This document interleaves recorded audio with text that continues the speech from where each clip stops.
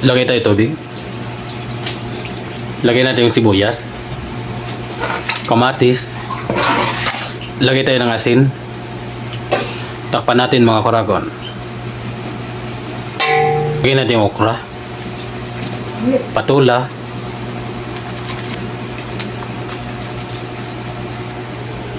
lagay na itong hipon. Lagay tayo paminta, seasoning,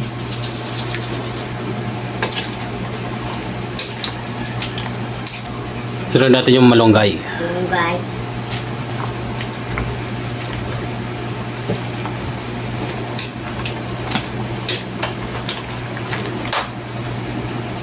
Ayan mga kuragon, luto na ang ating sinabawang hipon at gulay.